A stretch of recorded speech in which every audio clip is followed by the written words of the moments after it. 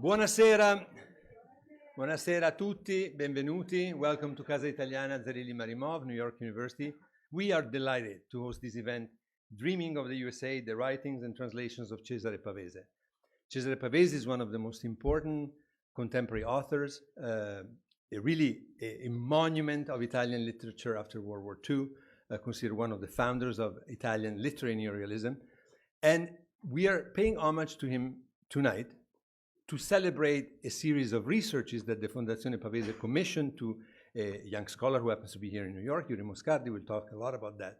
But for us, it's also an homage to Cesare Pavese and to his life and love for America, a country that he never visited as much as he would have liked, but that he carried in his heart. And it was a troubled heart of a communist who loved America. He was not alone in that. It was quite common. There was this ideological association with the Communist Party and at the same time this attraction to America.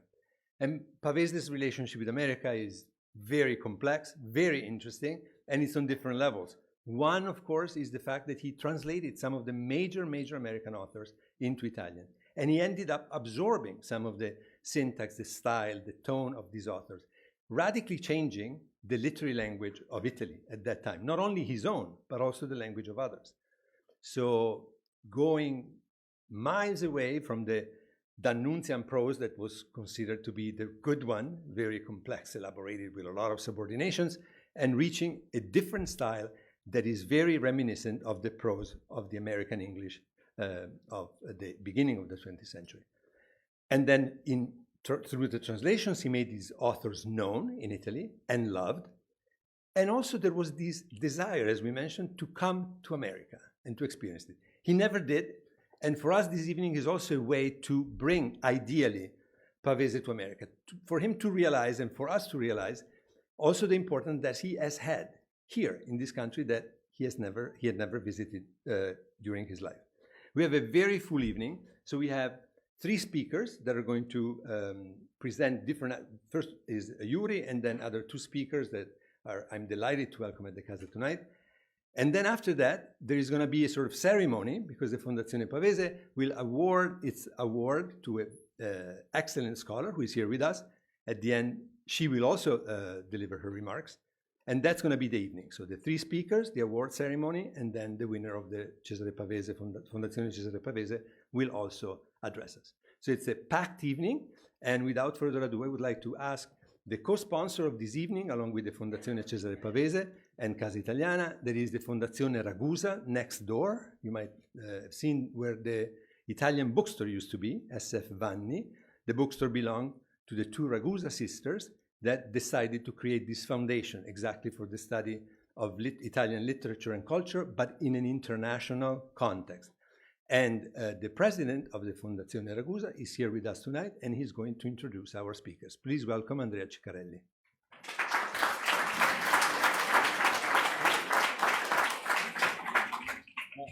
I have to thank, of course, Director Albertini, Professor Albertini, Stefano, because of his kindness and the collaborations that we have.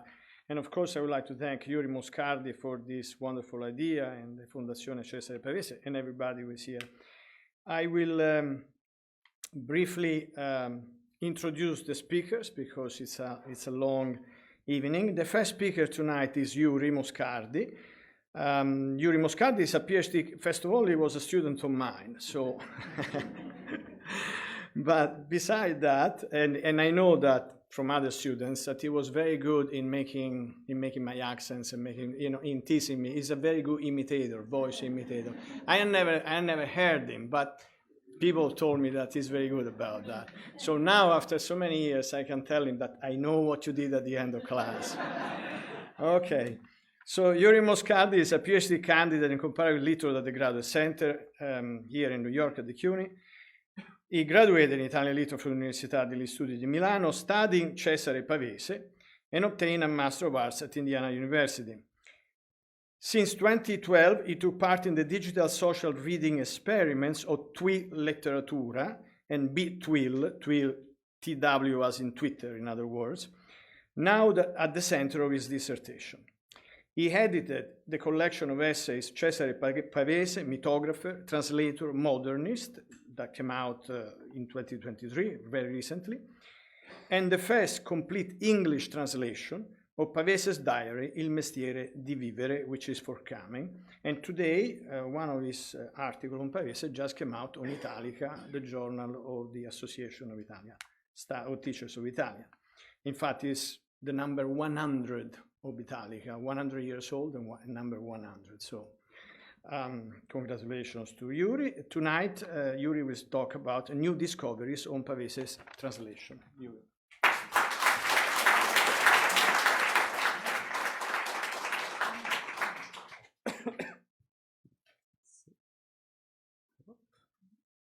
Sorry. What is it? Julian? Sorry. Oh, no. Try to go this way. Let's see. Sorry. Okay, here we are. Can you see, I hope? Yeah.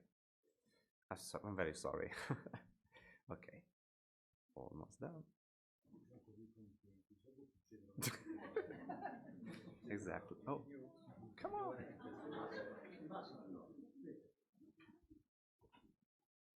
Finally.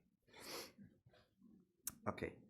First of all, I would like to thank all of you for being here tonight in person and also online. I would like to express my gratitude to Professor Stefano Albertini and to all the staff of Casa Italiana NYU for their generous hospitality, as well as to the Olga Ragusa Foundation, because Professor Andrea Ciccarelli, the president of the foundation, contributed significantly to the organization of this symposium. Tonight I am presenting for the first time the discoveries I made on the books donated to Fondazione Pavese by the Molina family. This donation is extremely important for the study of Pavese as a translator and, in a broader sense, as an intellectual. We know that translation was a fundamental activity for Pavese.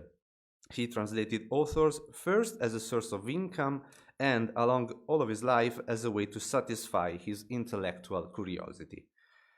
Among the authors he translated, he considered American writers as the most important. In an article he published in 1947, he defined American culture as qualcosa di molto serio e prezioso, something very serious and extremely serious and precious. Given the significance of translating American authors to Pavese, the book in Fondo Molina provides an extraordinary opportunity to analyze Pavese's approach and methodology in translating them. As this slide shows, all of these books are by British and American authors, and almost all of them contain annotations or other notes left by Pavese on their pages. Also, Pavese translated 3 of them in the 1930s, and which are the one, it's the one underlined, of course. Analyzing these books is like entering in the workshop of the translator. Pavese used them as instrument for his work. All of 3 were published in Italy in the 1930s, between 1933 and 1938, and at that time translating was the main source of income for Pavese. As mentioned earlier, examining the pages of these books enabled us 7 decades later to reconstruct Pavese's work as a translator. As we will see, this analysis confirms what Pavese wrote in 1931 to the publisher Enrico Bemporad. Bemporad published Pavese's first ever translation of an American author, which was Sinclair Lewis' Our Mr. Wren, but was not entirely satisfied by the translator's work. In his answer, Pavese explained the strategy he followed as a translator.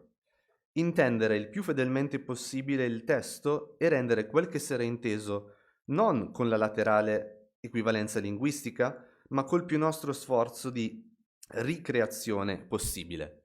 Una traduzione che sia una seconda creazione. In other words, understand the original text and convey it not with linguistic equivalence, but with the most Italian effort to recreation. A translation which is like a second creation. Pavese engaged with these books, the 3 he translated, in different ways according to the different challenges they presented him with. When he translated Joyce's Daedalus, Pavese used the first page, one on the left, as a reminder for him to translate streets and squares in Italiano. Also, we can notice different stages of work. He underlined with a red pencil words and passages that he couldn't understand, and then he struck them out with a pen. We will see that this was the typical process followed by Pavese. A first reading during which he underlined and marked difficult passages, followed by a review of them. We have evidence of this process on page 100, the one on the right over there. Here, Pavese not only underlined the term lots, but he also marked the page on the left margin. In a letter of February-March 1933, Pavese wrote to an unknown person asking for help. He said that, among other difficulties, he could not find the exact translation of a word on page 100, which is exactly this one. Unfortunately, he received not a useful help. Lots is the name of a company read by the protagonist Stephen on a poster, and Pavese chose not to translate it. And here's the text of the letter. And this is how Pavese translated. Vide una parola oscena sul muro del vicolo, so no correspondence. On another page, Pavese strongly underlined and marked the page in the margin in correspondence with the lullaby taken from a spelling book. He struggled with the two very similar words, canker and cancer, which rhyme in English. Because he couldn't find corresponding rhyming words in Italian, Pavese chose to retain them in English and added a footnote for explanation. As you can see there, il canker è una malattia delle piante e il cancer degli animali. E in the footnote, il canker è il bruco e il cancer è il cancro. He was also helped by having found the same passage a few pages later in the book. Pavese also wrote on the pages. It seems to do so as a help for himself when translating some difficult sentences. For instance, he did so in translating the expression, "That's the real Ellie Deli," an expression used in the 19th century for extremely high-quality food in comparison with the food cooked by Ellie's Deli. With this note, Pavese inserted the passage to help him. As you can see, is struck out later per mostrare com'era, and very similar in the translation, prendete questo, signore, è quel che ci vuole. The same happened with the word scat, underlined with the red pencil, and as you can see on the right, at the bottom of the page, Pavese tried an intermediate translation with sono scappati, but the very last translation is perché l'han tagliata, much more colloquial. Let's focus now on the other books that Pavese translated, which is Gertrude Stein's autobiography of Alice Toklas. In this book, Pavese continued his rigorous practice of underlining difficult words and passages. Also, as shown in these 2 pages, he helped himself by emphasizing connection between identical passages which he found in different pages. Here it is to find the correct spelling of this name, Faye. As it happened with Joyce, Pavese occasionally wrote a translation of passages on the page. Here, for instance, we have on the left a translation for "get under their skins," and Pavese also some remarks for himself, like in this curious self-reference on the right page, in which he wrote "Qui comincio a usare garbato per gentle." Finally, we can find another reference to Pavese's methodology when he mentioned the page number of a typescript. Here is here on the left, DATT, dattilo scritto. This kind of annotation is in Dickens also, and it is referred to the last step of his translation process. A final review comparing the original text and the typescript to be used for printing the Italian text. Let's now focus on the third and final book that belonged to Fondo Molina and that Pavese translated, which is Dickens' David Copperfield. The edition that Pavese was translating was made of 3 volumes, and on the frontispiece of the first volume, we can find something like what we have already seen on the first page of Joyce's book. Similar to the previous example, Pavese listed here some rules that he found pertinent for the translations. along with other less understandable suggestions for himself. The clearest one here refers to the churches whom English names Pavese had to translate into Italian, with this remark, le chiese tradotte.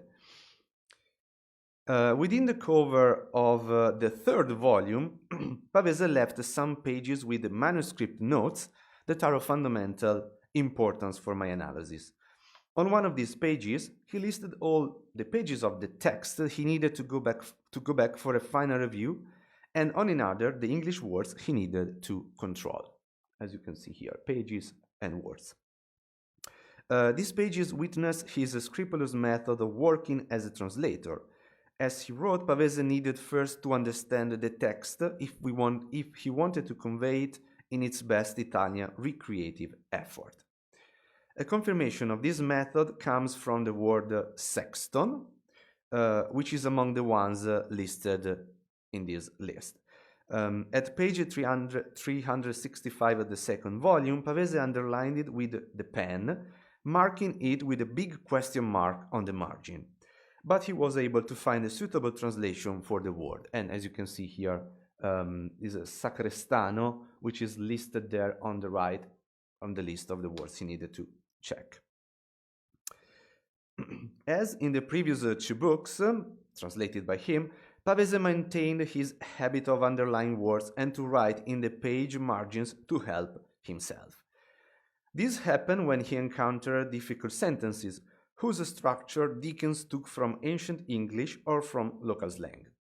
For instance, Pavese struggled with the expression gormed and to be gormed, which he found on the same page here, and as you can see, underlined and also a sign, vertical sign in the margin. This is a slang expression from the local variants of languages spoken in northern England. It is used for referring to people made, let's say, unable to reason by the abuse of alcohol. Lacking more specific references, Pavese had to translate them figuratively. And as you can see, la terribile bestemmie che potevano creparlo in the first instance, and then in the second one, di questo terribile verbo passivo venir crepato. Very, very figurative way. For the same reason, the text of this lullaby is maintained in English. And it is in this slide. It is also worth mentioning a passage that shows a brilliant solution adopted by Pavese, which perfectly illustrates his efforts for a second creation of the translated text. The passage is here and refers specifically like an admiring Robin, and Pavese chose to translate it with come uno Zanni stupefatto. This switch implies an intercultural and literary switch, because the Robin mentioned is Robin Sterveling, one of the characters from Shakespeare's A Midsummer Night's Dream, and Robin is one of the most humorous characters in the play. He uses a lantern in a failed attempt to portray moonshine, for example. Being used here as a metonymy, Pavese had to find a similar literary character to maintain this comparison. And he chose Zanni, which is one of the traditional masks in the Italian commedia dell'arte, known for its astuteness and trickster qualities. The much more famous Harlequin is nothing more than a very good example of Zanni. In this way, Pavese was able to maintain the reference to the trickster, a humorous character. And moreover, the reference to Zanni, compared to the one to Robin, was more understandable for Italian readers. So I focused for my analysis on the three books that Pavese translated, and as I mentioned at the beginning of my talk, analyzing their pages allows us to enter Pavese's translation workshop, one of the many mestieri jobs that he pursued during his life. Through the various signs and notes that he left behind, we can reconstruct the process he followed, which consisted of different phases. During the initial reading, Pavese underlined words and sentences that he felt needed double-checking. As we have seen, this first phase of his process might have different characteristics. sentences underlined with a pencil or with a red pencil, with or without the marks on the page, emphasizing the relevance. Additionally, sometimes the second phase of his translation process left its mark on these words, when Pavese crossed them out with a pen or a pencil. Simultaneously, the second phase was characterized by Pavese's attempts to translate single words or sentences in the margins of the pages. The final step of the process involved preparing a typescript for the book's printing, allowing Pavese to perform a final review on the text by comparing the translated version with the original. The three books Pavese translated are very different. They were written and published in at different times and belong to various literary trends and conventions. Most importantly, the three authors were very different. For these reasons, Pavese had to face different challenges. With Joyce, he had to find the best ways to convey his unconventional use of the English language. Although not as extreme as in Finnegan's Wake, Joyce employed childhood language with lullabies or puns that were sometimes difficult to translate. On the contrary, with Stein, he had to convey the apparently superficial simplicity of a text, imagined as the fake autobiography of a real person. Finally, with Dickens, he had to face the challenge of ancient terms, often drawn from slangs or other jargons. The analysis of how Pavese translated these books also allows us to better understand how challenging this work must have been for him in the 1930s. Pavese undertook these endeavors mainly for intellectual purposes. Back in those days, and even today, translating was indeed a very poorly paid job. However, after discovering these authors who represented to him a new idea of literature and consequently another kind of society, he felt it necessary to introduce them to Italian readers. Pavese always defined himself as impolitico, apolitical, not interested in politics. Nevertheless, these efforts are examples of a clear, well-defined cultural agenda. Translating these authors represented for him the attempt to show Italians that, despite the oppression of the fascist regime, an alternative for a better society was still possible. Thanks to the books donated by the Molina family to the Fondazione Pavese, we now have the opportunity to discover how Pavese approached, read, and translated them. And most importantly, tonight we can finally fulfill one of Pavese's biggest dreams, visiting the United States. Thank you very much.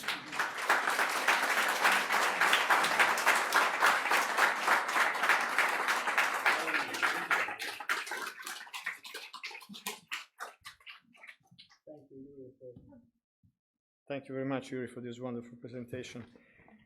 The second speaker tonight is Brian Robert Moore.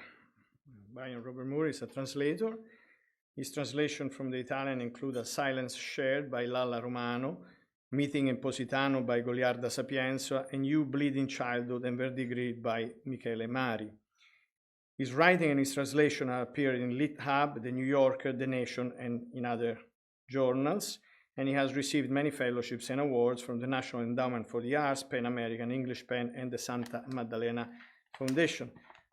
Tonight, Brian Robert Moore will talk about Running into Cesare Pavese, Legacies of Translations.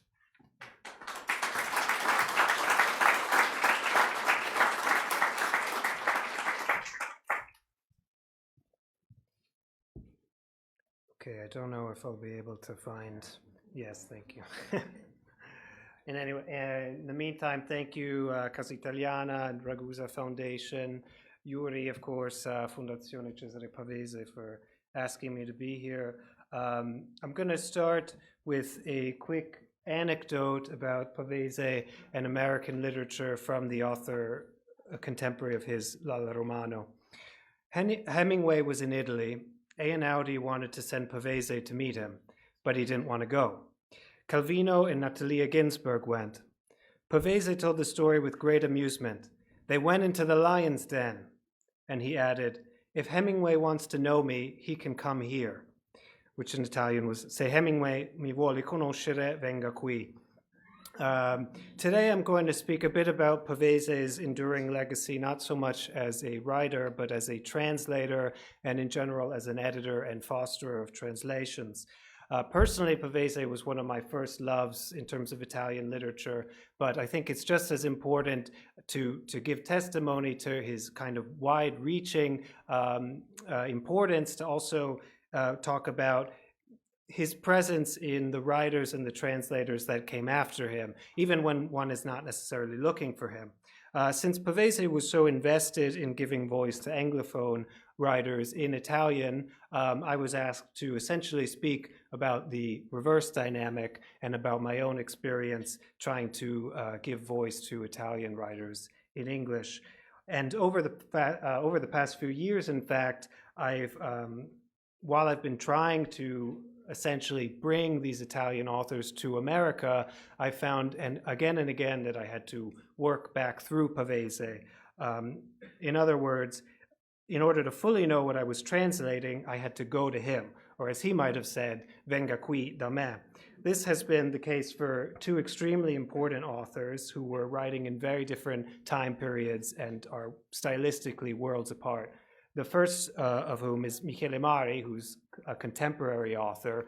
Mari is really well known in Italy, especially for his use of, let's say, literary pastiche, or as he terms it, a literary vampirism, by which he mimetically recreates older styles and literary voices. Unsurprisingly, when American literature is involved, we can again and again notice traces of Pavese in his work.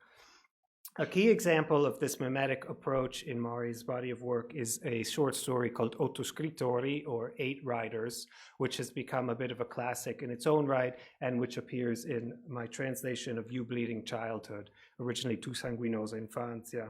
In the story, a young Mari, who's an avid reader of maritime adventure fiction, including novels by Melville, Stevenson, Defoe, etc., decides he must ultimately decide which of his 8 favorite writers are the greatest in terms of the genre of adventure fiction. So it's a bit of a spoiler, but it might not come as a huge surprise that the writer of Moby Dick is ultimately victorious and is chosen as the greatest.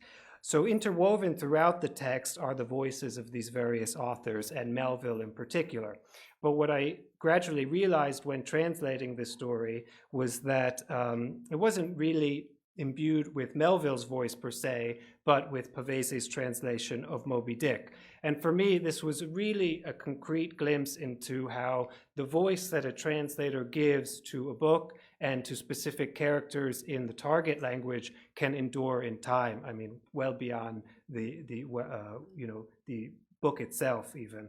So sometimes these references to Pavese's translation or Moby Dick they appear without quotation marks and are so essentially hidden in the text. And this is one example when the character of Ahab is first introduced in Mari's story. So I realized through research and pure chance that this was essentially a straight quotation of Pavese's translation of Moby Dick, with 2 words skipped. Other than that, it's an exact quote.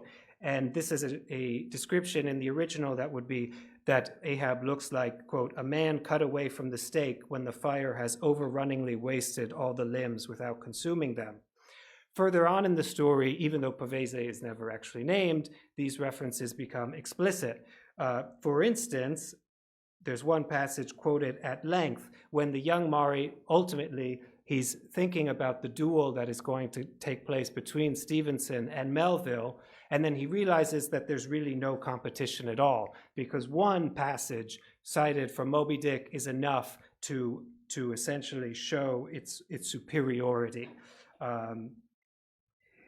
It's funny because this same passage is actually one of the 2 passages that Pavese himself quotes in his initial essay on Moby Dick.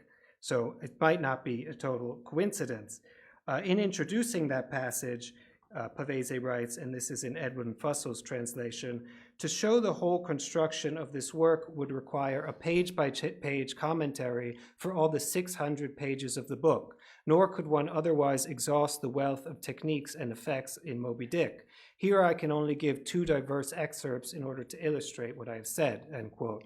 So again, I really don't think it's a coincidence that Mari goes to this passage, especially when using Pavese's translation.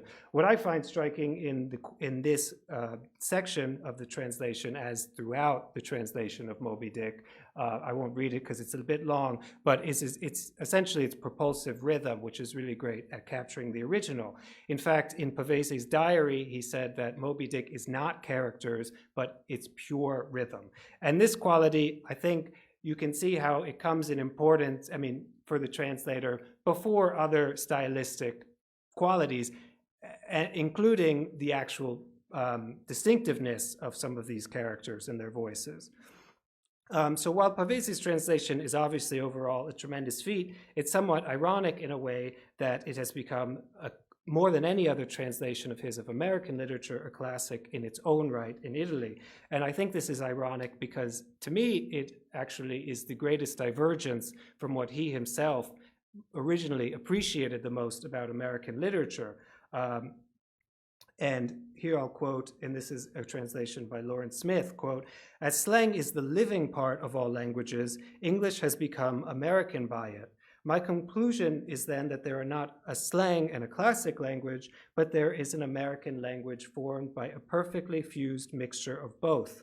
So Pavese was obsessed with the living vitality of American slang, which, of course, as Iuri was also mentioning, it was a big influence on how he wrote his own novels, opting for a universal Italian, but in a way that still felt local, even regional, often through syntax.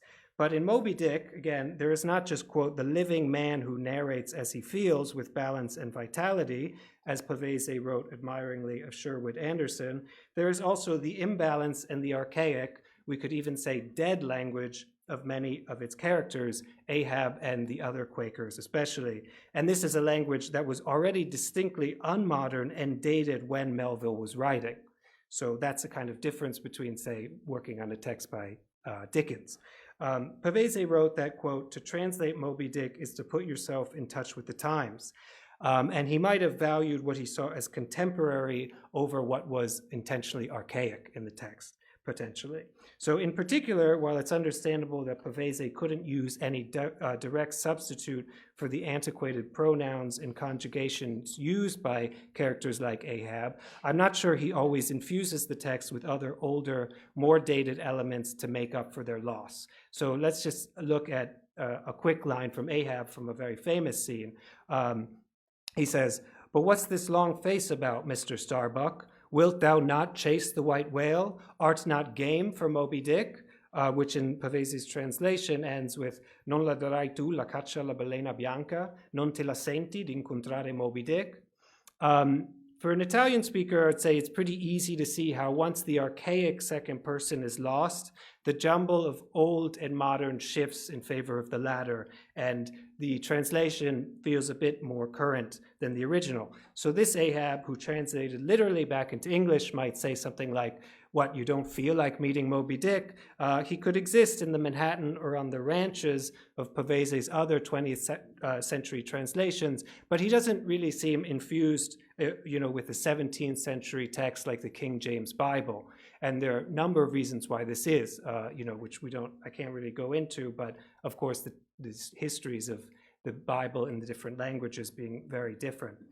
But the point really is what I found in translating Mari's riffing on Melville back into English was that it was so inspired by the 20th century sensibilities of Pavese that in order to be recognizable for an American reader, it actually had to be brought further back in time, as it were, in comparison to the original. Just to give a quick line from Mari's story, Ahab says, "Un'idea pazzesca, mi chiedo come possa esservi saltata in mente," which then becomes, in my translation, "'Tis a mad idea. I wonder how it hath sprung into thy head." So I wanted to speak a bit about a very particular detail to show how Mari's references to American culture really are a huge influence on Mari, but beyond Moby Dick, you can notice them throughout his body of work, both in terms of high and low culture. So while another favorite of Mari's is Of Mice and Men, which he himself would retranslate later in his career, and which was a very important influence for another novel, Verdigris, which I translated, which is coming out in January.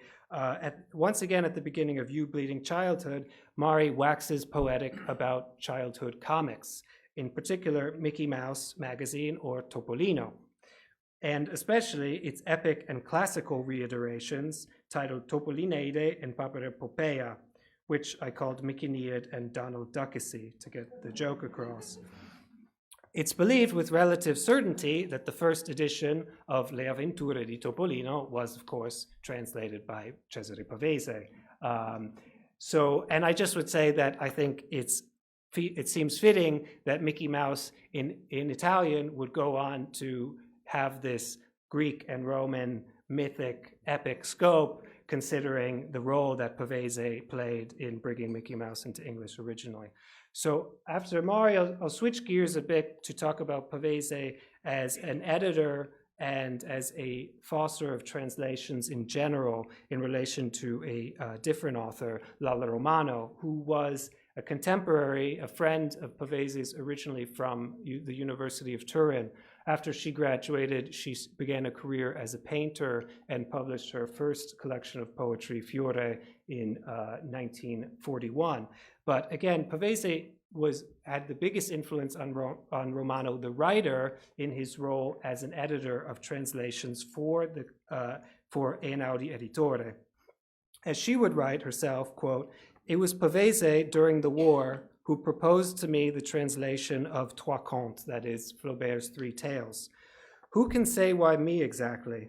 Pavese had greatly appreciated my little book of poems, Fiore, and regretted that Einaudi couldn't publish it. Do you want to translate Flaubert's Three Tales? He had his usual air about him, ironic, but also a bit severe." Romano wasn't actually the only one who was surprised that Pavese had chosen her to translate Flaubert, seeing as she had never translated anything before. A letter from December 1942 to another Einaudi editor, Carlo Muscetta, proves that Pavese actually had to reassure others of his choice. As he wrote, "It seems you were complaining about the assignment we made for Trois Contes. The translator is the author of Fiore, Lalla Romano, a woman of letters." So in fact, Romano's background, her literary background, but especially her sensibilities as a poet, were enough for Pavese to justify the choice as a translator. And what followed was an experience that Lalla Romano, about which she wrote, quote, "I can say that it changed my life. The translation of this simple and essential prose allowed me to realize that prose can be just as rigorous as poetry, that prose and poetry are rather the same thing. Flaubert's A Simple Heart was decisive for me, the end of the prejudice I had against the novel," end quote. So from her experience as a translator, Lalla Romano, the prose writer and novelist, was born. Things really came full circle when she would write her first book length of prose immediately after the war, a collection of dreams titled Le Metamorfosi.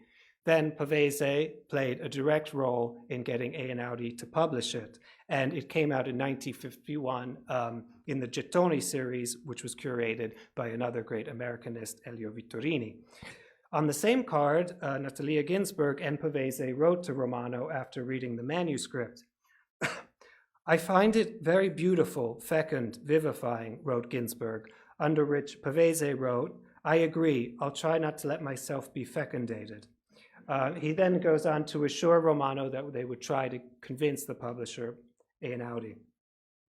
Romano commemorated the experience translating Flaubert after being commissioned by Pavese in a novel published in 1957, Tetto Murato, which I translated as A Silence Shared. It's a key autobiographical detail in the book. As Romano writes in the very first chapter, "I had work to do in those weeks, a classic to translate. I sank into it like something that was outside of time, which calmed me. In the novel, Giulia, who's a version of Romano herself, who's living in isolation in her hometown of Cuneo during the war, develops a deep relationship with a couple in the surrounding countryside, Ada and Paolo, a partisan who has gone into hiding due to a mysterious illness. The real-life Ada and Paolo were actually named Eugenia and Rodolfo Ruata, and they are the same couple that Pavese turned into Clelia and Doro in his novel La Spiaggia, or The Beach. As Giulia spends the final winter of the war with the couple, they slip into a dreamlike, almost fairy tale atmosphere, one that again feels outside of time. It's striking that Romano directly makes the connection to a world outside of time in direct reference to this translation commissioned by Pavese.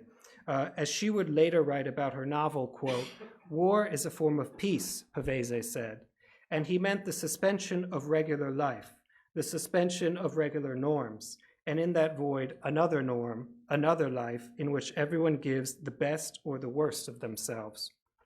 As Romano's characters enter into this suspension of norms and this time outside of time, they seem to return to a certain extent to a fabled, far-off realm of childhood.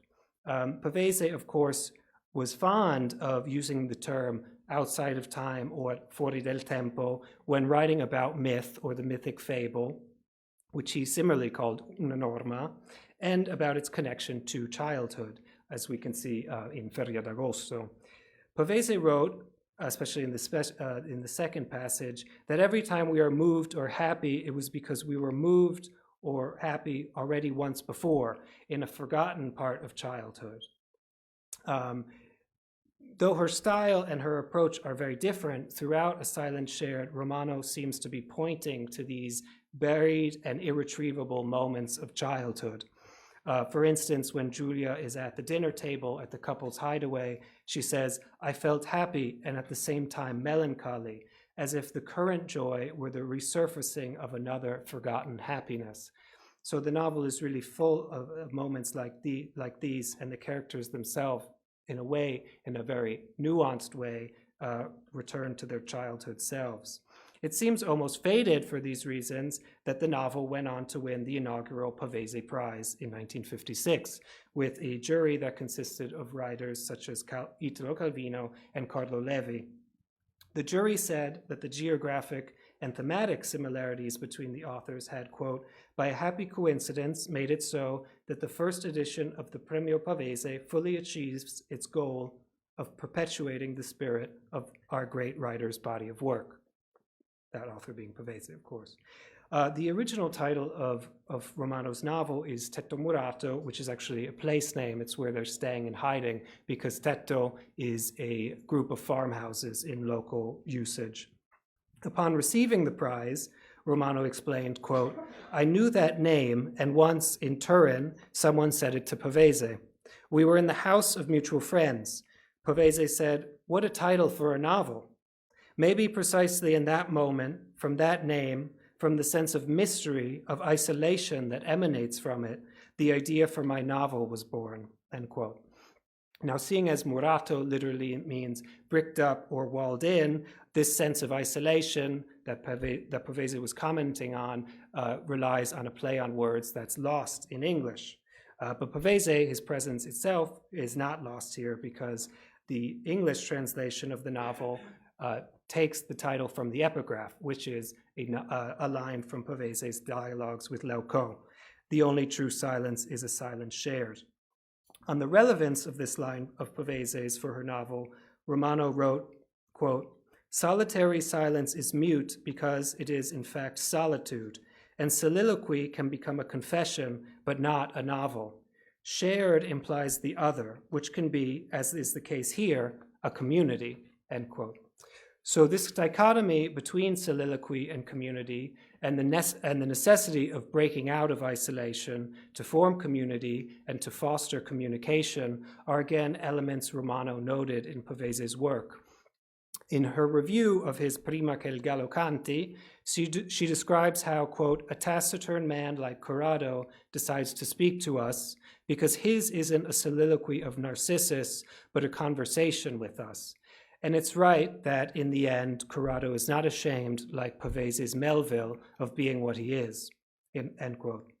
It was a review that Pavese particularly appreciated, not least of all for its references to his other books and translations. He wrote to Romano in April 1941, "While I was reading it, I said, this Pavese guy is really likable. I need to read him entirely and in depth," which is an opinion I think all of us share, and so I'll end on that note. Thank you very much.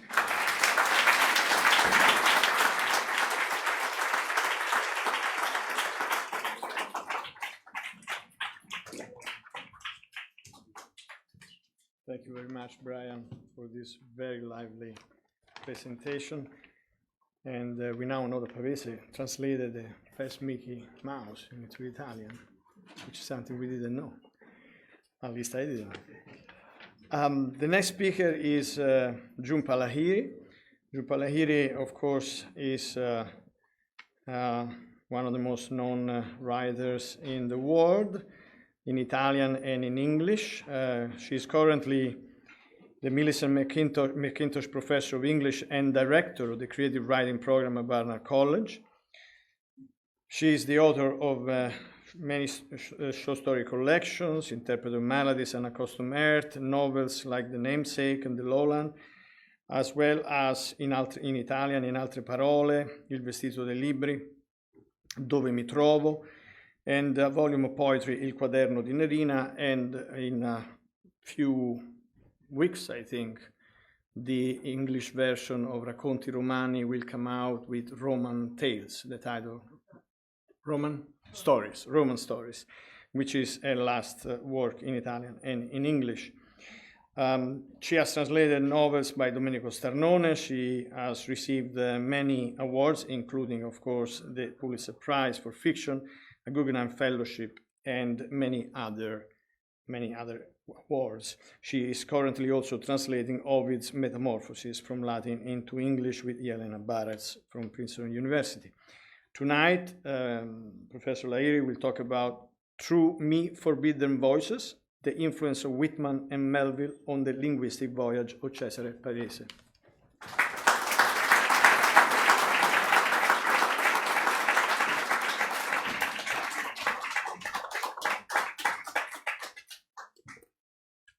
Good evening, buonasera a tutte e tutti. It's so lovely to be back at the Casa after a long time.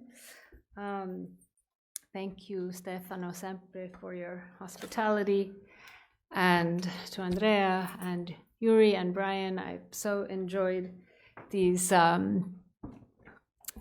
presentations and thinking about, on a really granular level, Pavese's process as a translator in particular. And I too will focus a bit on that. I don't have a formal talk. I don't have slides.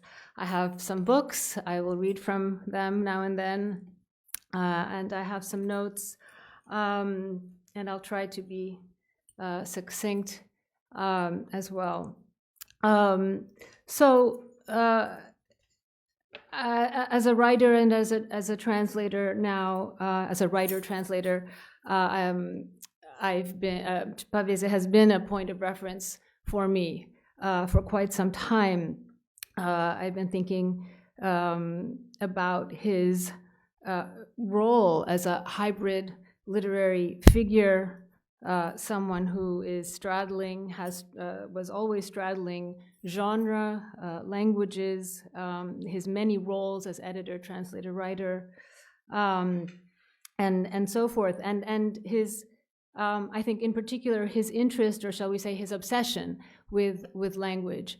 And in recent years, as I've turned from writing in English to Italian and have been asked so very many times, why are you doing this? Why do you do this? What could possibly lead you to do something like this?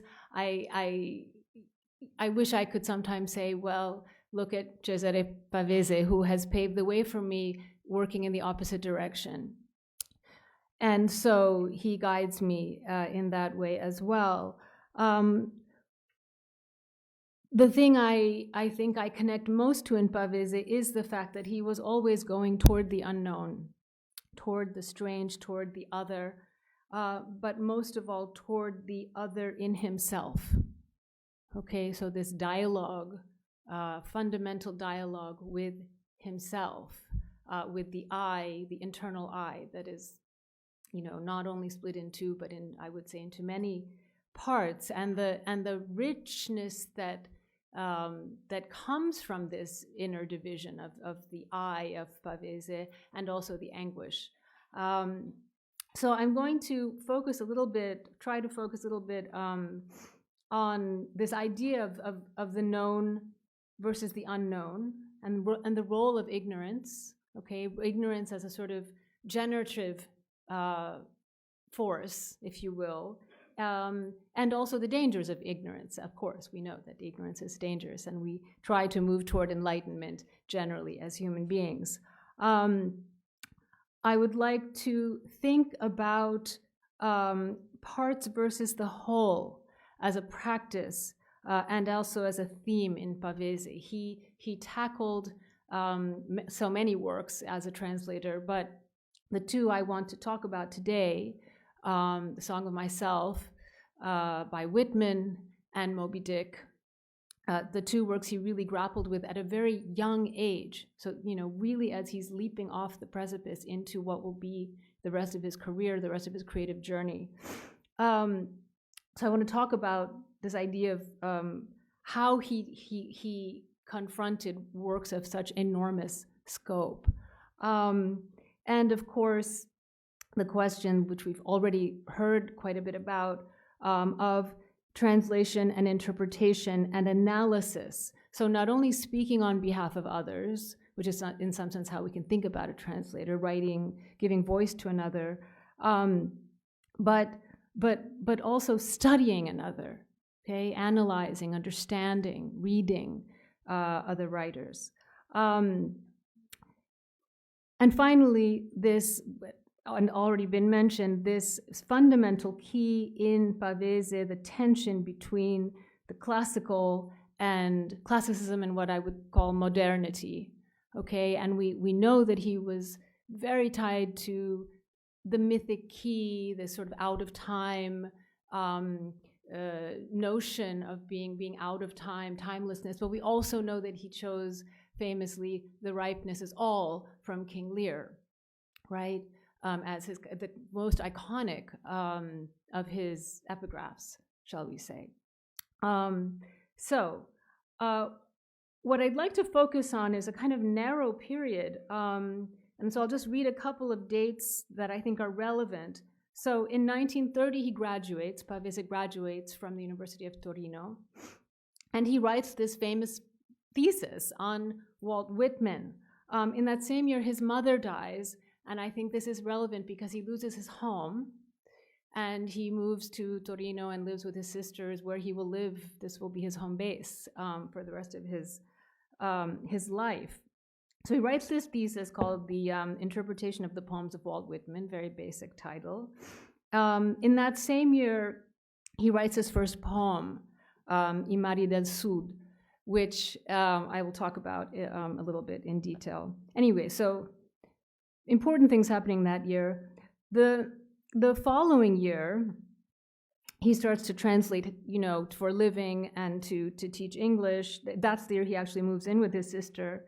And it's the same year that the translation of Moby Dick is commissioned. And he takes on this colossal project for 1,000 lire. And the following year, it comes out. I mean, just saying, the following year it comes out, so febrile activity, fitting for such a febrile narrative. And then he has makes comments in subsequent years, in 1934, on his poems and the influence of Walt Whitman. He starts commenting more formally on all of this research and thinking he's done on Whitman.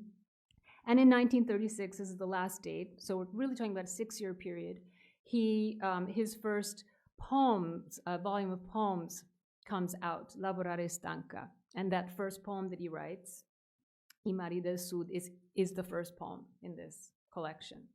Okay, so I really want to think about these 6 years and how his understanding, his study of Whitman, and his translation of Moby Dick are how these two activities and spheres of activity and thinking are serving to launch the creative life of this extraordinary writer, among so many other things. So Whitman and Melville, interesting, born the same year, 1819, same year. They die 1 year apart, Whitman in 1892, Melville in 1891. I would suggest thinking of these two figures as sort of the two pillars and two fathers, if you will, of Pavese in terms of his entire opus, okay?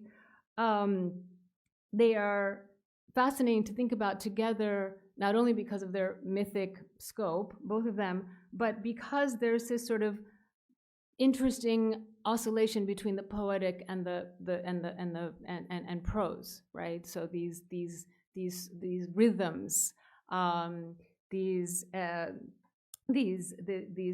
sort of biblical cadences in both works. They're both, of course, based, in New York City, and so they have interesting relationships and thoughts on, country versus urban landscapes, and all of these things are things that Pavese is going to start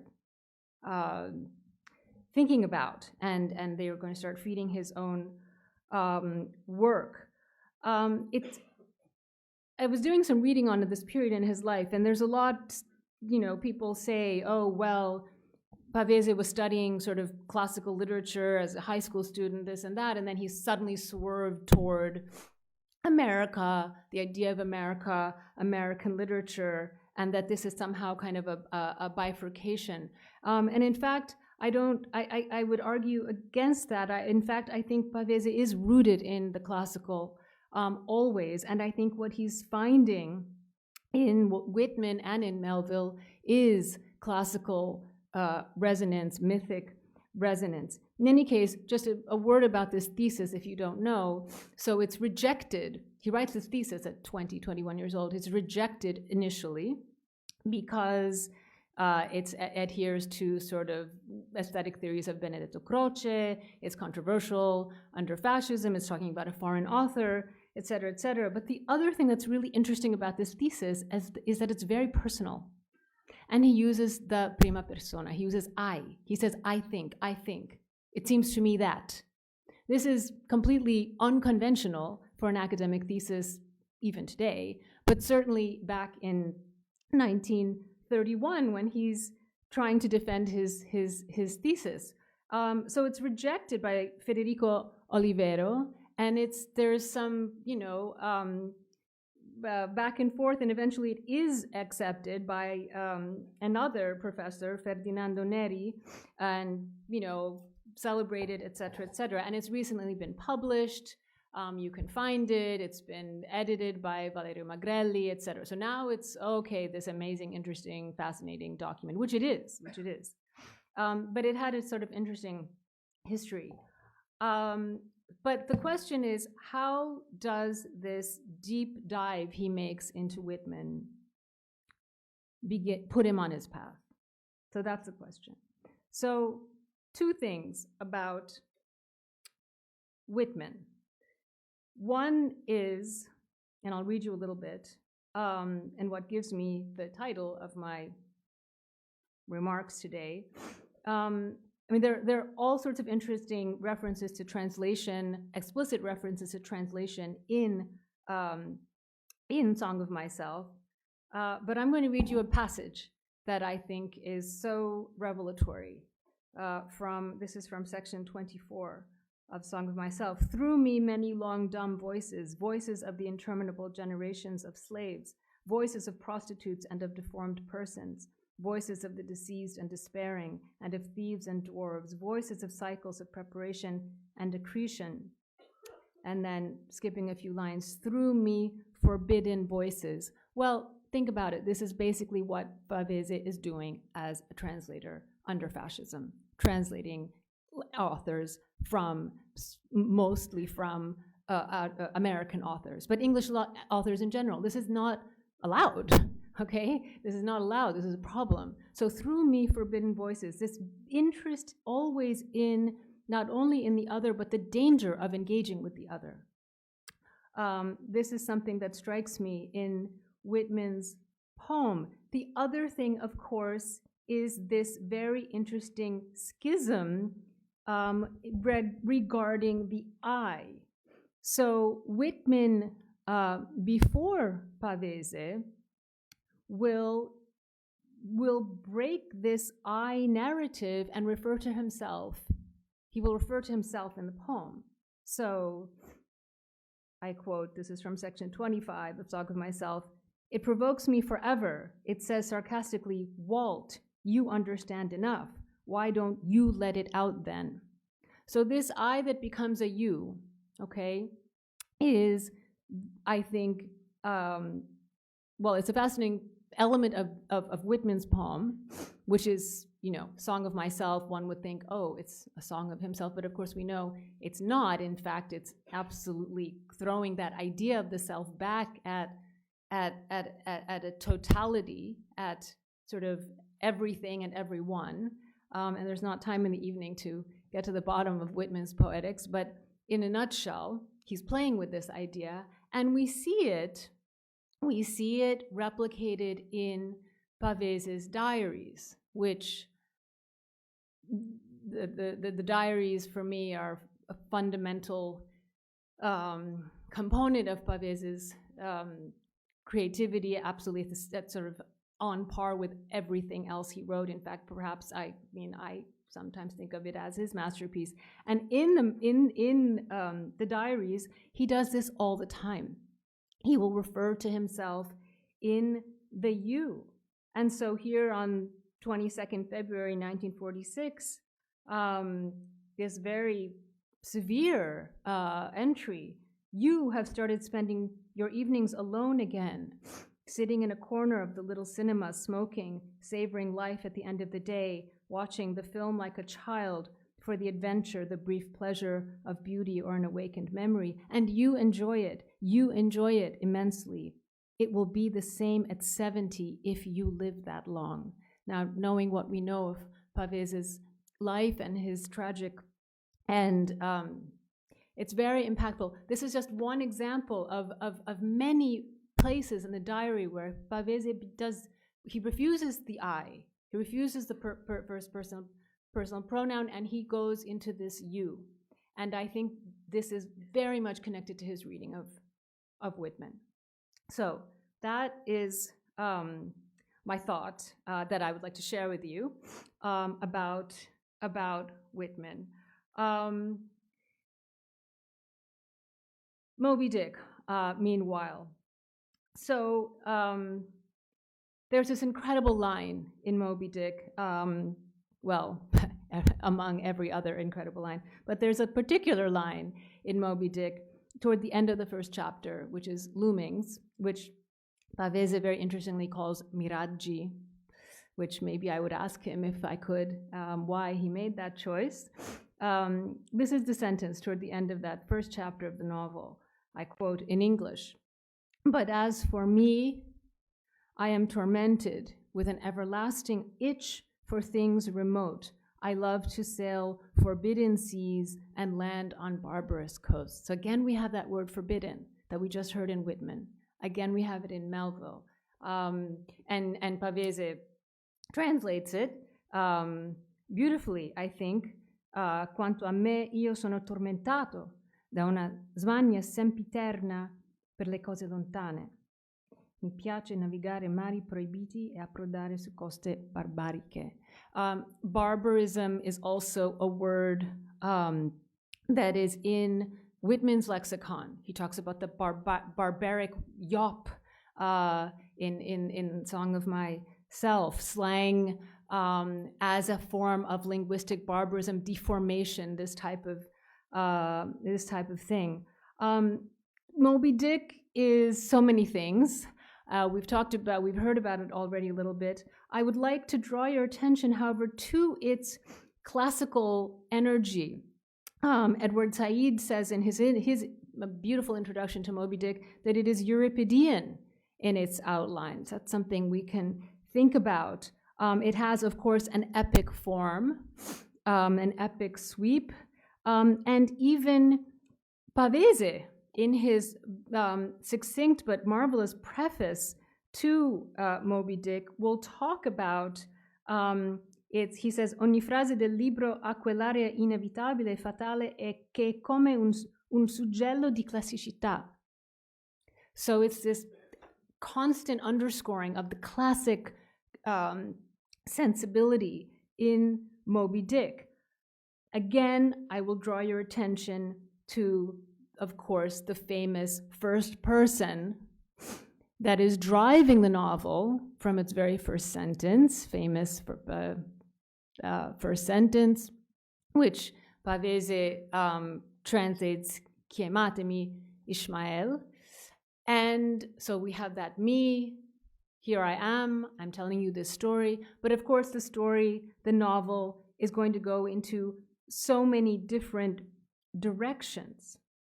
And we are going to see things not only, it's not only Ishmael's story, it's the story of so many other people and things, but it's this experimentation that Melville has done in the novel that I think gives Pavese a way in to begin to explore and to challenge the idea of the first person throughout his work, throughout his fiction and his poetry. And of course, the diary is the great laboratory where he is working through the I. I think this is an essential way of understanding the work of Pavese, and I do think that these two authors who came to him in such a critical phase of his development as an artist can be looked at together. And maybe there are dissertations on this very topic somewhere out there, but it did come to me, and I wanted to share this with you. Also, because Pavese is so steeped in the idea of discovery, right? Discovery, which is very much at the heart of Melville and also Whitman. I will just end with, I thought it would be interesting to hear an English translation of Pavese. And so I will end with looking at I Mari del Sud, okay, his first poem he writes.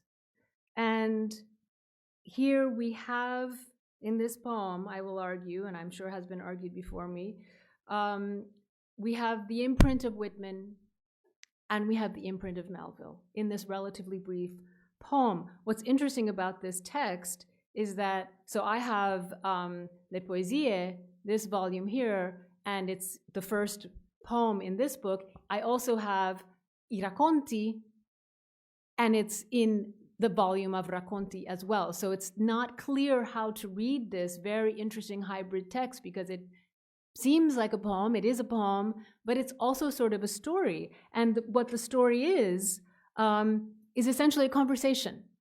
It's a dialogue, it's a remembered conversation narrated in the first person.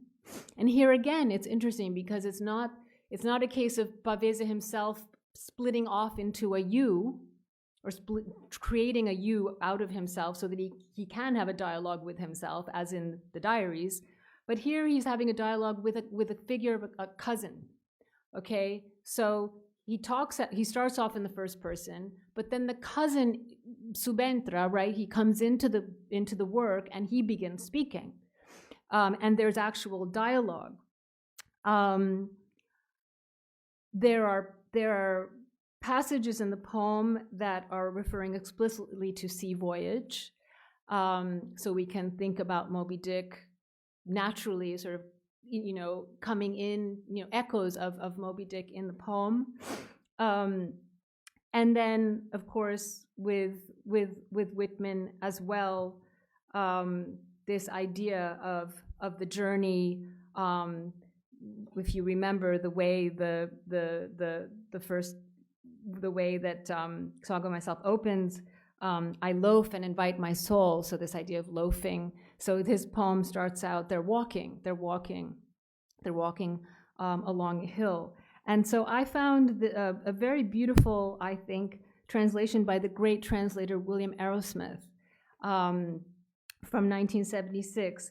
And I'm just going to read two passages from the poem. I don't want to take up too much time, but he calls it South Seas.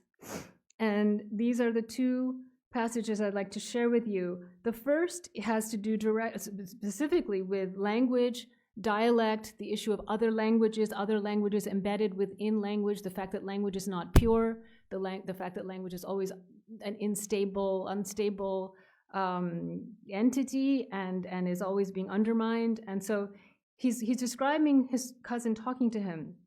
This is the English translation. He said a lot, and he doesn't speak Italian. But the drawling local talk, a dialect like the rocks of this hill, so rugged and hard that 20 years of foreign idioms and sailing foreign seas haven't made a dent. And he climbs the path with that look of concentration I remember seeing as a child in the eyes of peasants just beginning to tire. So the cousin is someone who, like Melville, has made grand sea voyages, has had adventures, has been away a lot. He's been away so much people think he's dead, and then he actually comes back and they say, oh, well, wow, we thought we'd given up on you. And he comes back and to have this very intimate conversation with Pavese. So here he's really speaking about his cousin and his language, the language of this man who returns to his home, which is, of course, no longer his home. So this idea of sort of nostos, etc. So that's the first passage. And then I'll just share toward the end these beautiful lines. And he says, so this is the eye of the poem, so we can imagine Pavese.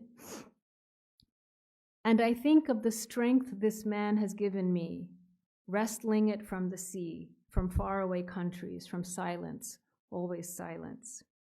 My cousin doesn't talk about the traveling he's done.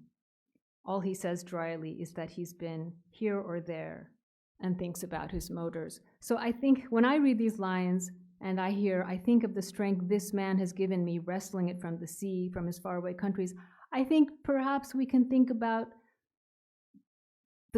not substituting the cousin or adding in also writers like Melville, writers like Whitman, and the strength that Pavese is drawing at a very young age. After losing his mother, he's already lost his father, looking for direction as a human being, looking for direction as an artist, as a writer, as a thinker, as a translator, and the many other things. He contained multitudes, as we know. So I read into these lines the idea that these writers, Whitman, Melville, from faraway countries he never visited, are enabling him, do give him the strength to think about how to construct his journey as a writer. So thank you very much.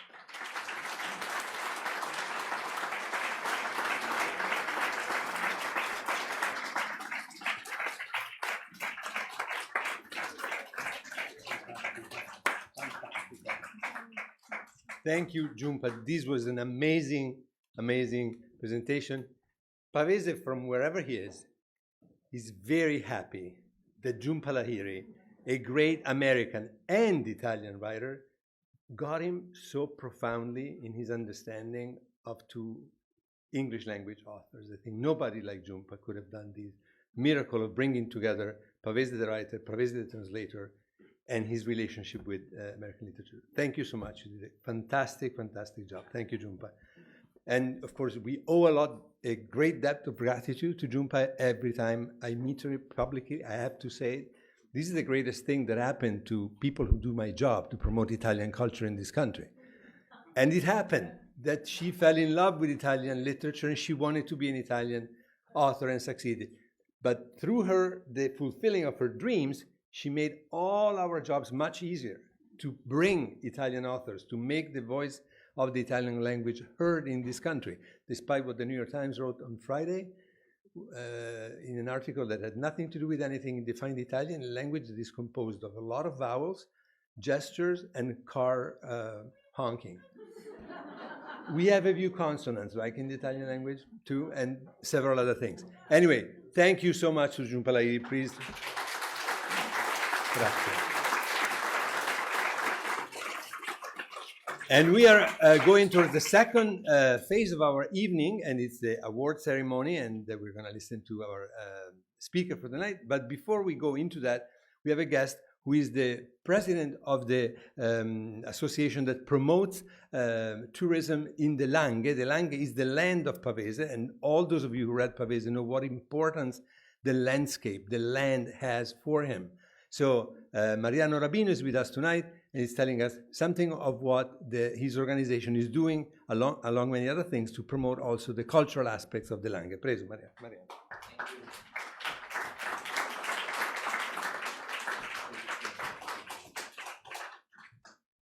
Good evening, everyone. Please let me say that I'm so glad to be with you today. Thanks for being here, and thanks to Casa Italiana Zerilli-Marimò and to Fondazione Cesare Pavese for inviting us and share this moment with you. The Langhe Monferrato Roero Tourist Board is proud to be here today and be part of an event dedicated to an author from our land who wrote some of the most beautiful pages of all Italian literature and who translated from a language he loved so much. For Cesare Pavese, the English language, like America and its literature, represented strength, impetus, and the idea of freedom at a very difficult time for Italy and Europe. That is why we are here today, thanks to the ideal bridge that Cesare Pavese himself built between Italy and America. The Fondazione, with which we have always worked, represents one of our most serious, hard-working, and vibrant cultural realities. I'd like to take advantage of this moment and this important audience to tell you about the role of the Langhe Monferrato Roero Tourist Board and briefly explain our strategy and activities. We are a destination management organization that represents and manages a territory of more than 200 villages. Our aim is to promote the area of Langhe Monferrato Roero as a tourist destination and to support and coordinate the local tourist operators, trying to create a strong collaboration between public, institutional, and private stakeholders. In Langhe Monferrato Roero, food and wine are the main tourist products of our destination. Our hills, however, are first and foremost an outstanding cultural landscape of vineyards and woods, which shows the deep relationship between the local community and the natural environment. The landscape of Langhe, Roero, and Monferrato is a UNESCO World Heritage Site, and the success of our area comes from simple and primordial things, such as nature, landscape, and traditions, and we have the responsibility to preserve this heritage by raising the awareness among the local community while developing sustainable tourism practices. The locals are the first ambassador of our destination. They play a key role in promotion, and we really want them to be proud of the tourists we come to visit our land. At the same time, we firmly believe that the tourists are not just customers, but guests, and our primary goal is to provide them with a family atmosphere. We want them to feel at home. We'd like to and have to thank all our visitors because it is thanks to them that we are rediscovering our places, our cultural roots, and our traditions. They help us to understand the importance of our history and traditional values. We are working hard to diversify tourism products and develop slow and fair tourism. We really want to combine food and wine experiences with culture, art, and outdoor activities. Cesare Pavese said, "We do not remember days, we remember moments. If you come to our destination, you will experience unique emotions, ready to become wonderful memories." Thanks for your attention, have a nice evening, and we look forward to seeing you all in Langhe, Monferrato, Roero.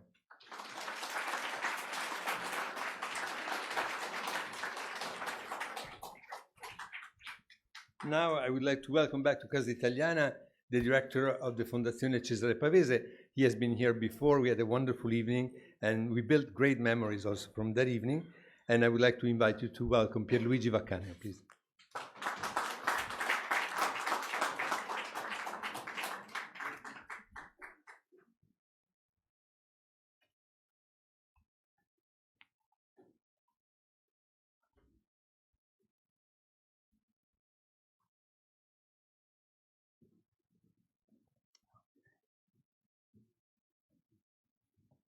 Thank you. First of all, I want to thank Casa Italiana Zerilli-Marimò for hosting the final event of Pavese Festival and Pavese Prize 2023. I personally thank the director, Stefano Albertini, with whom we organized an event in New York in 2012, and who has been an important reference for Cesare Pavese and for the Fondazione Cesare Pavese in America ever since. Pavese has never been in America, and despite the fact that he always wanted to. As we discovered, thanks to our guest, American culture and literature characterized all this activity, both as a poet and as a writer. Pavese began his career as a self-taught translator of the great American storyteller of the early 20th century. This provided him the language, the style, and content that would be the basis of all his works. Recently, our foundation acquired the materials on which Iuri Moscardi carried out his research and which brought us here in New York today to share this important discovery for a deeper understanding of Cesare Pavese's work as a translator. Fondazione Pavese is based in Santo Stefano Belbo, Cesare Pavese's hometown, since 2004. The foundation is an Italian and international point of reference for the dissemination of Pavese's work and cultural activity. Our activities range from organizing events to welcoming tourists from all over the world who want to visit Pavese places, from exhibition and museum activities to multimedia products such as documentaries, interviews, podcasts, and publication. They also include the custody of a rich heritage of manuscripts, documents, and books from 20th century Italian authors. The event of tonight is a part of Pavese Festival and the Prize 2023, the Foundation's most important event, which every year brings to Santo Stefano Belbo prominent guests from the Italian culture and musical scene to celebrate Cesare Pavese on his birthday, that is in September the 9th. This year, during the Pavese Festival, we inaugurated exhibition Pavese host Calvino, displaying, along with the first edition of the two authors, all the 21 books of American and British literature that the Molina family donated to the foundation and which are the subject of Iuri Moscardi research. Oreste Molina was the technical director of Einaudi, publishing house, and therefore he worked closely with the editorial director, namely Cesare Pavese. A professional relationship and friendship between the two lasted throughout their lives. I interviewed Oreste Molina in 2007 with Andrei Cardi, who is here with us tonight, for a documentary that would be part of the celebration for the centenary of the Cesare Pavese birth in 2008. In that interview, Molina told me that he had recorded the radio interview that Pavese did in 1950 for the Strega Prize. I was very excited about the news since Pavese's voice is unknown so far, and it would have been great to have the recording for such an important anniversary. So I asked Molina if he had kept it, and he told me that maybe it was in a box in their family garage, but it's not for sure. So at that time, Molina was already very old, and I told, I did not have the courage to ask him to look for the tape with that interview.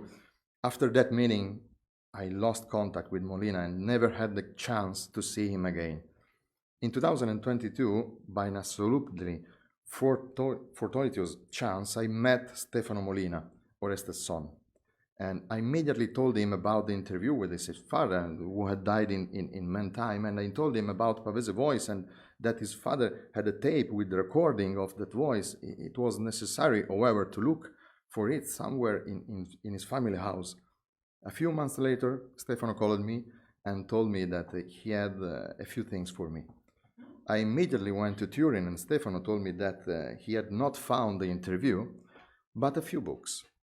And laid on his desk a huge, very huge shopping bag containing several books of American and British authors, which were pinned down, commented on, underlined by Cesare Pavese. These books. I went back to Santo Stefano Belbo, scanned all the material and sent it to Iuri, whom I have known from more than 10 years now, and with whom we have worked a lot for the popularization of Pavese in the world. Iuri confirmed my feeling. We were delighting with a treasure that complemented the critical analysis of Pavese as a translator, showing how he worked with the translation of American and Italian language. The books donated to the foundation by the Molina family represent a real heritage for the study of Cesare Pavese, and the Iuri Moscardi research stands as a further an important piece in the path of knowledge and dissemination of Pavese cultural activity. These documents can be seen today in the foundation. Some are also now shown in my presentation and are available for all those who want to approach Cesare Pavese's work. But today is another special day for Fondazione Cesare Pavese, because the entire region of Alba, Langhe, Roero, today, September 27, we submitted our application to become the Italian capital of culture in 2026. Yeah, to the ministry. Fingers crossed. For the first time, 88 municipalities, led by the city of Alba, applied to become the Italian capital of culture. I am sure that New York will bring us good luck, and if we succeed, we will organize, Stefano, another meeting here in New York in 2026. But today is another special day, because it's a day that we have the prize for Professor Salomone, And another important part of the edition of Pavese Festival is the Pavese Prize, which each year award 5 of the most prominent figures in the field of publishing, poetry, fiction, translation, and non-fiction. This year, Pavese Prize was held on Sunday, September the 10th, and among the awareness, we had Professor Rosemary Salomone, to whom we are today officially conferring the Pavese Prize 2023 for non-fiction. The prize consists of 2 things. The first is a special edition of the Cesare Pavese fountain pen with the signature of the author, and made by Aurora for the centenary of his birth, accompanied by a white truffle from Alba, offered by, exactly, by the International White Truffle Fair of Alba. Our intent is, in fact, to create connection between the prize and the tradition and identity of our land, the Langhe. The pen represents the writer's work, which cannot be separated from the mythical landscape it originated from, the Langhe. One excellence of the region is the truffle, renowned all over the world. I have Cesare Pavese pen with me, but for the truffle, we need to wait a little longer. Being a product of the earth, the season has just begun. So we will send it directly to Professor Salomone in New York when we find a truffle appropriate to the size of the professor work. So here is the pen, and after your speech, I can give you officially. And I want to read also a few lines from the motivation wrote by Claudio Marazzini, one of the members of the award jury. You will find the entire motivation on our website. The wonderful and extremely rich book by Rosemary Salomone, also for the final pages that seems to open spaces of hopes for new plurilinguistic perspectives, is a formidable tool, provoking read for those who underestimate the safeguard of the variety of languages worldwide in Europe. So, my compliments to Professor Salomone.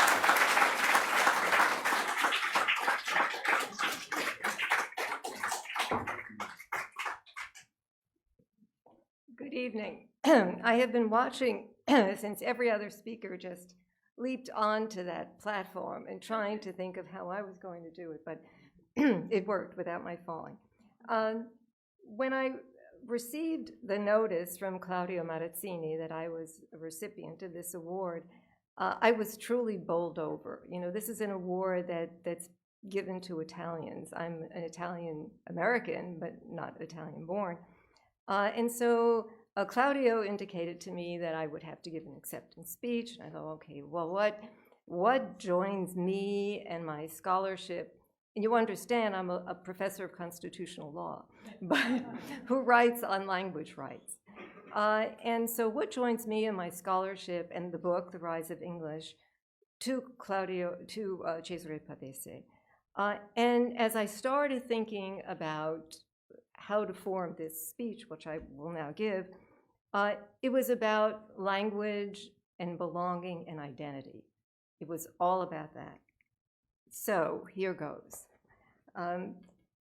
As an American, obviously, it's, and I use that term in a broad sense because there are many, as I learned from writing the book, The Rise of English, that there are many Americas. It's indeed an honor for me to receive this award named after Cesare Pavese. It's especially so touching for me, as an American of Italian ancestry, to be recognized by the country that my family left with very heavy hearts over a century ago.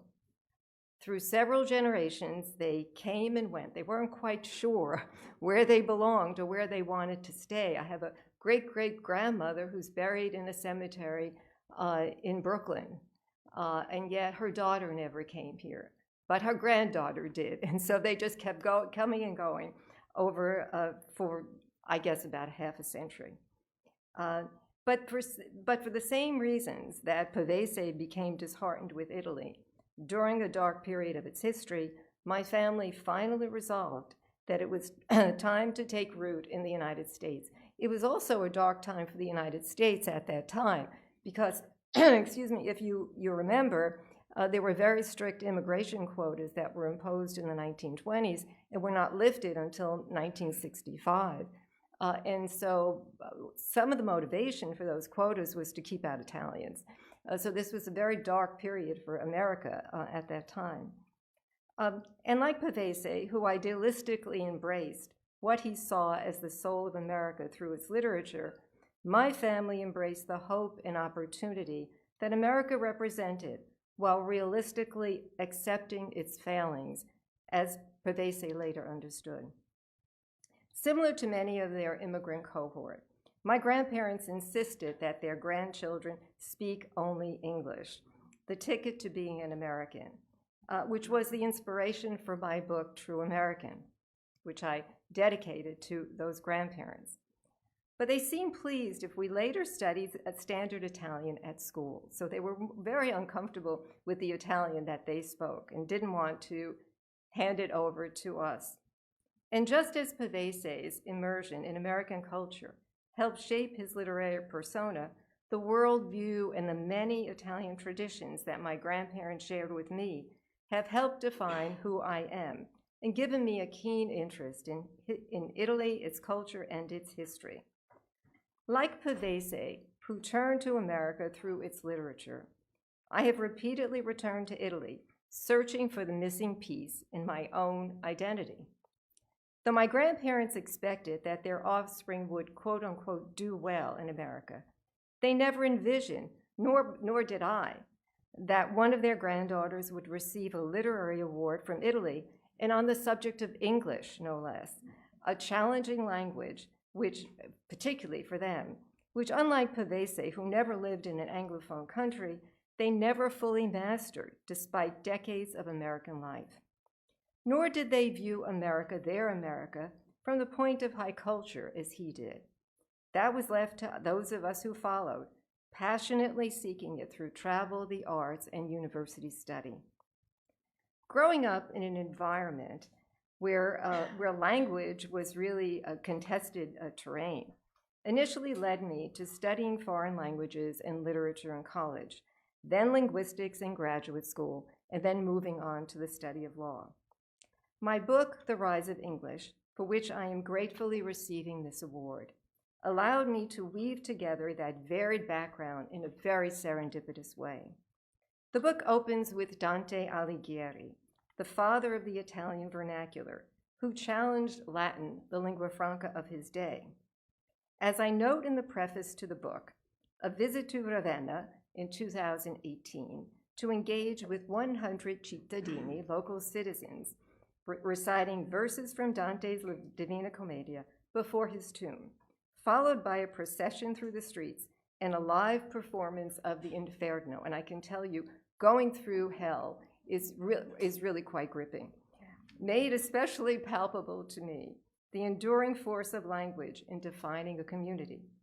That memorable experience helped me frame the scope and tone of the chapters of the book that followed. The book crosses the globe, and it really does. It really crosses the globe. But the Italian language plays a prominent role in it. The idea for the project, in fact, began with Italy in 2013, when the Italian news media were reporting on a controversy over English at Milan's Polytechnic Institute. The Institute had decided to change all their graduate programs, all their master's and doctoral programs into English within 2 years. Upwards of 100 professors opposed the plan and took the Institute to the Constitutional Court. And the court ultimately held that students have the right to learn and professors have the right to teach in the Italian language. Italian is important, the court noted, not just to transmit the country's heritage, but as a modern-day cultural asset in itself. At that same time, France was embroiled in a similar controversy over proposed legislation to offer universities some flexibility in teaching in languages other than French, i.e. English. For French intellectuals in particular, English was undermining the historic place of French as the language of culture and diplomacy, and threatening to create a uniformity of thought among scholars. Juxtaposing those two conflicts revealed distinct aspects of each country's history and politics that have shaped its attitudes toward a national language and culture. In France, the French language, carved into the Constitution, is inseparably tied to national identity. In Italy, it's very different. Language laws are negatively associated with fascism. The Constitution is silent on a national and even an official language. And late unification left a legacy of linguistic diversity uncommon in Europe.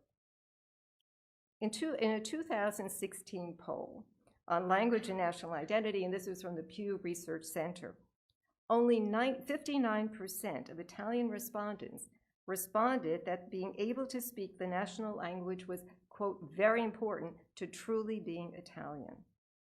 That was the lowest of any of 10 countries in Europe. In France, it was 77% in terms of French. In the Netherlands, where there is very high bilingualism and high proficiency in English, it was the highest, it was 84%. In Italy, it was the lowest, at 59. As I dug deeper into these concerns raised in these debates over English taught programs, I realized that I had found the seeds for a book on English and the geopolitics of language. From there began an eye-opening journey of 7 years across 7 countries in 7 languages with a manuscript of 700 pages, with numerous interviews of key actors. In addition to the Polytechnic litigation and the political and academic responses it generated over 6 years, the book covers the history of Italian and the role of the Accademia della Crusca in preserving the language. And on that note, I especially thank Professor Claudio Marazzini, the President Emeritus of the Accademia, for his generously endorsing the rise of English. The book also covers factors that have tempered the movement in Italy toward English, including the North-South divide, which we're all very familiar with, the endurance of regional, what they call dialects, which are really just other variations of languages, the country's slow beginning in teaching English throughout the education cycle as compared to Northern Europe in particular, and the practice of dubbing foreign, mainly American films, which has limited the ability of the Italian public to gain proficiency in English, in spoken English. The book raises significant issues now facing Italy, not the least of which are the tension between preserving the Italian language and the global economy. You know, how do you reconcile those two? The inequities between more and less privileged children in their exposure to, and I address this in the book, their exposure to English, both in and outside of school, and the shortage of teachers sufficiently skilled to teach in English. In the current debate over the legal status of the Italian language, fears of losing Italian as a symbol of national identity underlie 2 but related separate proposals. They're separate, but they are related to each other.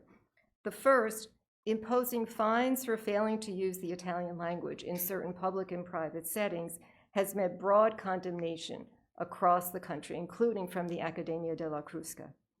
For many Italians, it again evokes images of fascism under Mussolini, who enforced very strict laws preserving the primacy of the Italian language, but of standard Italian.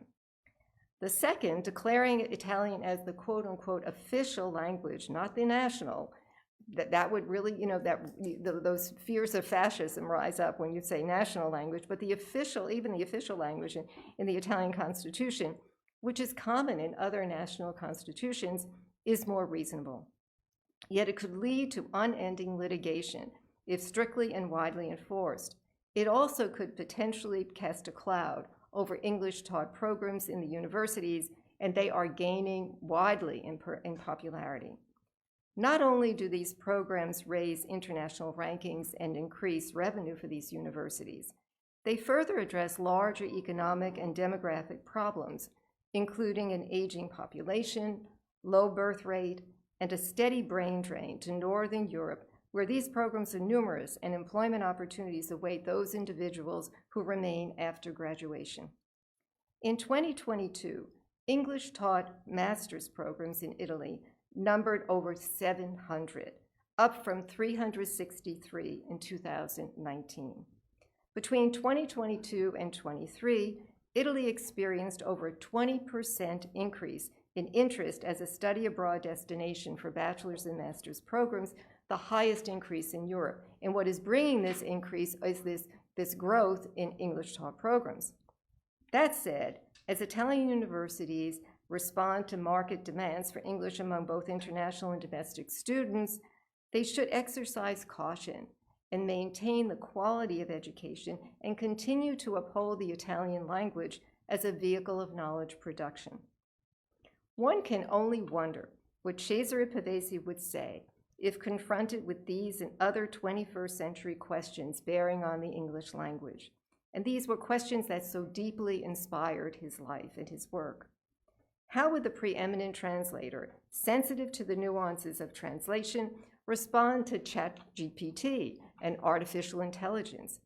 Would he enthusiastically or only reluctantly recognize new technologies for their modernity and openness? Or would he condemn them for lacking the human element and for their crass materialism, just as he turned away from American culture in his later years? Given how political strife in Italy profoundly affected Pavese's life and work, how would he consider today's political conflicts, nationally and internationally? What would he think of rising nationalism, massive migration, and globalization that are increasingly shaping national policies and institutional practices on language? What would he say of the culture wars now tearing the U.S.? What would he say on the attack on academic freedom in the U.S.? How might these interrelated forces have pushed his life and writing in unknown directions? Would we see his thoughts in filling the pages of The Atlantic or the New Yorker magazines? We can only speculate. On that current note, I circle back in thanking the Pavese Foundation for placing me in the pantheon of renowned Italian literary figures, a designation I accept with great humility. As an added bonus, it has given me the chance to revisit Pavese's life and work and reflect on how they relate to my own writing and identity as an American writer and author of Italian heritage. I am certain that my Italian grandparents are looking down and beaming with pride as my accepting this award closes the circle on their journey through language, culture, and belonging in the two countries that formed their past and became my present. It is especially fitting that I received the award in New York City, the gateway to upward mobility for them, for my grandparents, and for millions of others dreaming of the USA. Thank you.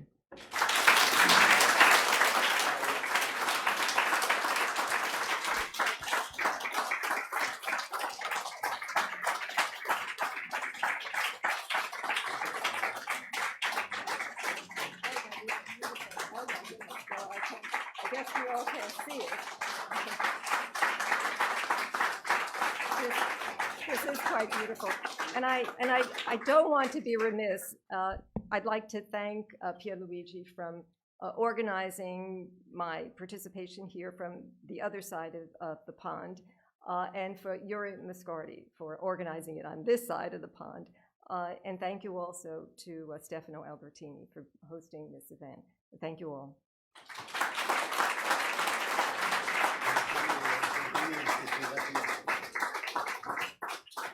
Thank you very much, Rosemary. This was a great presentation, and I couldn't think of a better way to close this celebration of Cesare Pavese. This is not only fiction, it's the discourse about identity that is so compelling and so important nowadays. And we had the fortune, the grace to be blessed with these words by Rosemary Salomone. Congratulations again. And I thank you all for your participation, both those of us who are here and those of us who have been following us very faithfully. I get the numbers online. And I can only say, if the Langhe Monferrato win the nomination for Capitale Italiana della Cultura, we're going to bring them back for something else. Maybe some tartufo next time. For real. Thank you so much. Grazie a tutti.